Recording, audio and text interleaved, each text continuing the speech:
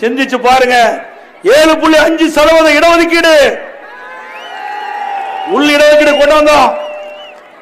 அந்த 7.5% உள் ஒதுக்கீடு மூலமாக இதுவரை 2818 மாணவ மாணவிகள் அரசு பள்ளியை படித்த மாணவர்கள் மருத்துவராக இருக்கிறாங்க. இது சாதனை. அப்ப இந்த திட்டத்தை கொண்டு வருகிற பொழுது மேலும் ஆளுநர் இந்த மசோதாவை கையெழுத்து போட மறுத்துட்டார். அதன் அடிப்படையில் இன்றைக்கு இந்திய அரசியல் அமைப்பு சட்டம் 162வது பிரிவை பயன்படுத்தி உத்தரவு போட்ட ஒரே முதலமைச்சர் நான் தான். ஐயா, இவ்வளவு வீரம் பேசுறீங்களா? தில்லு திராணி தெம்பு இருந்தா உங்க அப்பா பேர்ல உங்க தந்தை பேர்ல பல்கலைக்கழகம் அமைக்குமே என்று சொல்லிக் கொண்டிருக்கீங்களா?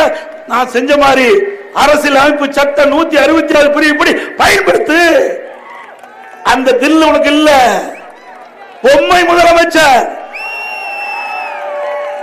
அப்போ பாரதிய ஜனதா கட்சியோட நாங்க உறவா இருந்தோம். அப்படி இருந்தும் கூட மேதகு ஆளுநர் அவர்கள் இன்றைக்கு 7.5% உள் இடஒதுக்கீடுக்கு அவர் மறுத்தார்.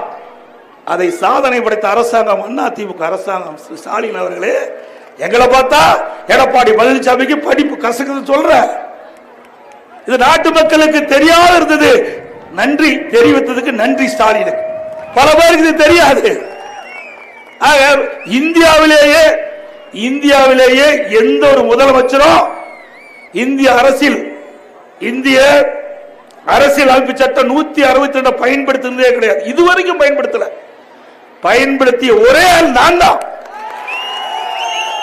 நான் பதவியை பத்தி கவலைப்படல, நாட்டு மக்களை பத்தி கவலைப்பட்டேன், நம்முடைய மாணவர்களை பத்தி கவலைப்பட்டோம்.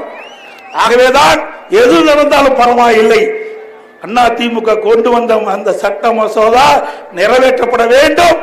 அனைத்து இந்திய அண்ணா திராவிட முன்னேற்ற கழக அரசு அந்த மாணவ செல்வங்கள் கனவு மருத்துவராக வேண்டும், நனவாக வேண்டும் என்பதற்காக கொண்டு வந்த நிறைவேற்றப்பட்ட அரசாங்கம் அதிமுக அரசாங்கம். எங்களை பேசுவதற்கு எந்த அருகதையும் இல்லை ஸ்டாலினுக்கு.